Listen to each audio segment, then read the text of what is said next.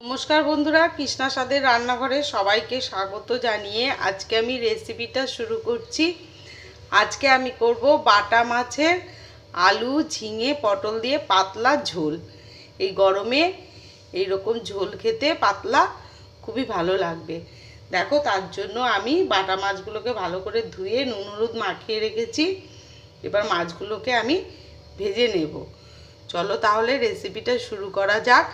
তোমরা পুরো ভিডিওটা দেখতে থাকো আমি কিভাবে এই বাটা মাছের পাতলা ঝোলটা রান্না করছি। আমি মাছ ভাজার জন্য কড়াইতে তেল দিয়ে দিয়েছি। তেলটা আমার গরম হয়ে গেছে। এবার আমি মাছগুলোকে আস্তে আস্তে ভেজে নেব।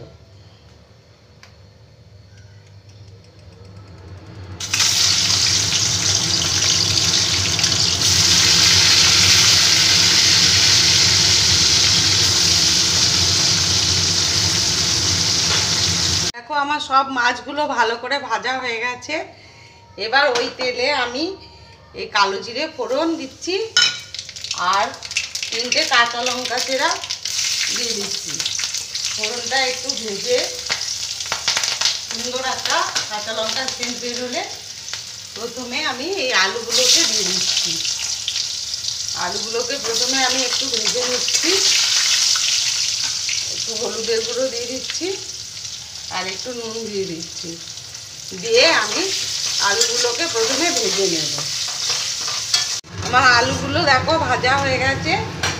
এবার আমি কেটে রাখা পটলটা দিয়ে দিচ্ছি। পটলটাও আবার দিয়ে আবার একটু ভেজে নেব।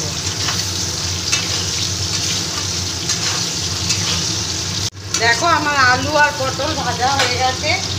এবার কেটে রাখা ঝিঙাগুলো আমি দিয়ে দিচ্ছি। এই ঝিঙেগুলো দিয়েও আবার আমি ভালো করে ভেজে নেব।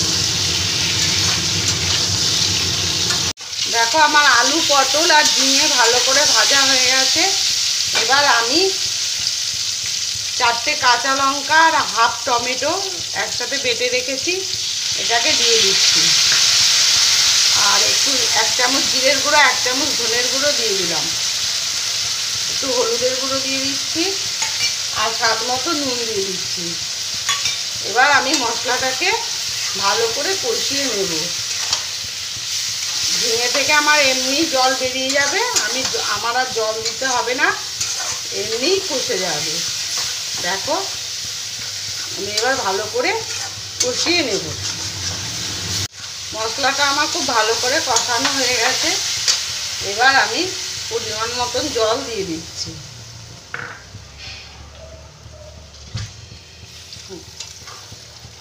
ঝোলটা ফুটে এলে আমি একটু ঢাকা দিয়ে রেখে দেব। ঝোলটা ফুটে এলে তারপর আমি মাছগুলোকে দিয়ে দেব। 2টো চেরা কাঁচা লঙ্কা ওপর থেকে দিয়ে দিলাম। দিয়ে এবার আবার ঢাকা দিয়ে এটাকে ফুটতে দিলাম। ঝোলটা আমার ফুটে গেছে।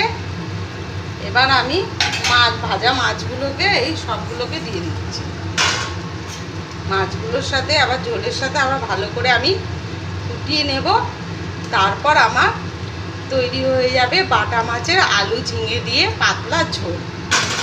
দেখো, আমি আবার এটাকে ঢাকা দিয়ে কিছুক্ষণের জন্য হতে দেব। দেখো, আমার তৈরি হয়ে গেল বাটা মাছের ঝিঙে আলু দিয়ে পটল দিয়ে পাতলা ঝোল। আমি ওপর থেকে একটু ধনেপাতা কুচি দিয়ে দিলাম।